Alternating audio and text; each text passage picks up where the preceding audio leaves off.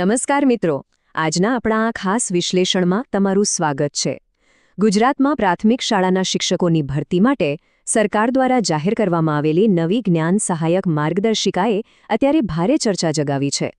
તો ચાલો, કોઈપણ જાતની અફવાઓ વગર સીધા જ સત્તાવાર ડેટા પરથી સમજીએ કે આ અત્યંત મહત્વપૂર્ણ સુધારાઓ ખરેખર શું છે અને તેની અસર કેવી પડશે. આજે આપણે આખી પ્રક્રિયાને ખૂબ જ સરળ રીતે સમજીશું. જ્ઞાન સહાયકના પરિચયથી લઈને વયમર્યાદાના નિયમો, ઓનલાઈન પસંદગી પ્રક્રિયા, જિલ્લા અને શાળાની ફાળવણી અને અંતે આનાથી કોને ફાયદો થશે અને તમારે શું તૈયારી રાખવી પડશે તે બધું જ આપણે અહીં આવરી લઈશું. તો ચાલો, સૌથી પહેલાં શરૂઆત કરીએ જ્ઞાન સહાયક યોજનાના પરિચયથી અને સમજીએ કે સરકારનો મૂળ હેતુ શું છે. સરળ શબ્દોમાં કહીએ તો જ્ઞાન સહાયક યોજના એટલે સરકારી અને ગ્રાન્ટીનેડ પ્રાથમિક શાળાઓમાં લાંબા સમયથી ચાલી આવતી શિક્ષકોની અછતને તાત્કાલિક ધોરણે ઉકેલવા માટે લેવાયેલું એક મોટું પગલું. તેનો હેતુ માત્ર ખાલી જગ્યાઓ ભરવાનો જ નથી, પરંતુ છેવાડાના દરેક બાળકનું શિક્ષણ અટકે નહીં અને તેમને સતત ગુણવત્તાયુક્ત શિક્ષણ મળતું રહે તે સુનિશ્ચિત કરવાનો છે. ભણતર અટકવું ન જોઈએ, બરાબર ને? હવે વાત કરીએ એ સુધારાઓની જેની ઉમેદવારો સૌથી વધુ રાહ જોઈ રહ્યા હતા. વયમર્યાદા અને ટેટ-2ના નિયમોમાં થયેલા મોટા ફેરફારો. આ ફેરફાર ખરેખર એક ગેમ ચેન્જર સાબિત થવાનો છે. પહેલાં કેવું હતું? જ્ઞાન સહાયક તરીકે અરજી કરવા માટે તમારી મહત્તમ ઉંમર 40 વર્ષ હોવી જોઈતી હતી. પણ હવે જરા જુઓ, સરકારે આ મર્યાદા સીધી વધારીને 48 વર્ષ કરી દીધી છે. ઘણા ઉમેદવારો માટે આ એક બહુ મોટી રાહત છે. હા, બિલકુલ સાચું સાંભળ્યું. 48 વર્ષ. જે ઉમેદવારો અગાઉ માત્ર ઉંમરના કારણે અરજી કરવાથી વંચિત રહી જતા હતા, તેમના માટે આ એક સોનેરી તક છે. આનો સીધો અર્થ એ છે કે આપણા વર્ગખંડોમાં હવે વધુ અનુભવી શિક્ષકોનું જ્ઞાન વિદ્યાર્થીઓને મળશે. અને બીજી સૌથી અગત્યની વાત, ધોરણ 6 થી 8ના શિક્ષકો માટે હવે પસંદગીનો આધાર એકદમ સ્પષ્ટ અને પારદર્શક બની ગયો છે. તમારું મેરિટ સીધું જ તમારી ટેટ-2 પરીક્ષાના માર્ક્સ પરથી નક્કી થશે. કોઈ જ અસ્પષ્ટતા નહીં. તમારી મહેનત અને તમારા માર્ક્સ એ જ સીધી રીતે તમારું સ્થાન નક્કી કરશે. હવે તમારા મનમાં પ્રશ્ન થતો હશે કે આખી સિસ્ટમ કામ કેવી રીતે કરશે?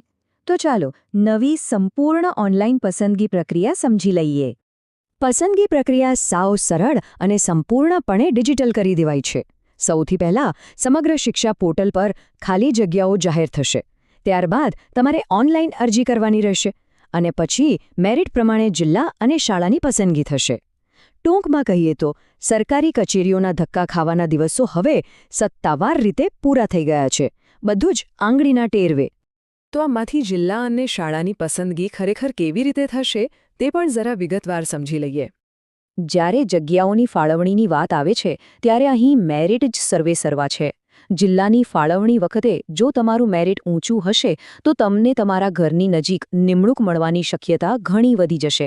અને શાળા ફાળવણીની વાત કરીએ તો જેઓ મેરિટમાં ટોચ પર છે તેમને સૌથી પહેલાં પોતાની મનપસંદ શાળા પસંદ કરવાનો મોકો અપાશે. સ્પષ્ટ છે કે ઉત્કૃષ્ટ પ્રદર્શન કરનારને સીધો જ ફાયદો મળશે.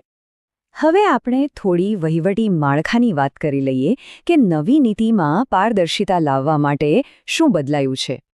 અગાઉની સિસ્ટમમાં આપણે જોયું હતું કે સ્થાનિક શાળા વ્યવસ્થાપન સમિતિઓ એટલે કે એસએમસી પર ભારે નિર્ભરતા રહેતી. પરંતુ હવે મોટું વહીવટી પરિવર્તન આવ્યું છે. આખી પ્રક્રિયા હવે રાજ્ય અને જિલ્લા સ્તરેથી નિયંત્રિત થશે.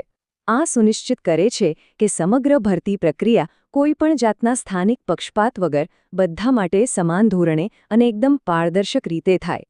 તો આખરે આ બધા સુધારાઓથી સીધો ફાયદો કોને થવાનો છે? અને તમારે અત્યારે કઈ તૈયારી કરવાની છે? ચાલો જોઈ લઈએ. આ ઝડપી અને પારદર્શક સુધારાઓના મુખ્ય લાભાર્થીઓ કોણ છે? એક તો જેઓ પહેલેથી જ ટેટ પાસ કરી ચૂક્યા છે તેમના માટે આ સીધી અને મોટી તક છે. ખાસ કરીને 48 વર્ષ સુધીના એવા ઉમેદવારો જેઓ અગાઉ અરજી કરી શકતા ન હતા તેમના માટે આ એકદમ નવા દરવાજા ખોલે છે. જે પણ ઉમેદવારો પ્રાથમિક શિક્ષણમાં કારકિર્દી બનાવવા ઈચ્છે છે તેમના માટે આ નિયમો એક ખૂબ જ સકારાત્મક વાતાવરણ ઊભું કરે છે.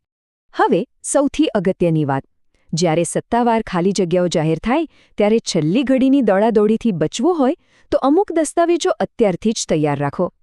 તમારી ટેટની માર્કશીટ, તમારું આધાર કાર્ડ અને તમામ જરૂરી શૈક્ષણિક પ્રમાણપત્રો એકદમ ચકાસીને હાથવગા રાખો. જો આ દસ્તાવેજો તૈયાર હશે તો ઓનલાઈન અરજી પ્રક્રિયામાં તમને કોઈ જ અડચણ નહીં આવે. તો મિત્રો, આ સમગ્ર નવી નીતિનું વિશ્લેષણ કર્યા પછી એક વિચારવા જેવો પ્રશ્ન એ થાય છે કે મેરિટ આધારિત અને સંપૂર્ણ ડિજિટલ એવી આ પારદર્શક ભરતી પ્રક્રિયા લાંબા ગાળે ગુજરાતના વર્ગખંડો અને પ્રાથમિક શિક્ષણની ગુણવત્તાને કઈ નવી ઊંચાઈ પર લઈ જશે? આના વિશે ચોક્કસ વિચારજો. આજના આ ખાસ વિશ્લેષણમાં મારી સાથે જોડાવા બદલ આપ સૌનો ખૂબ ખૂબ આભાર.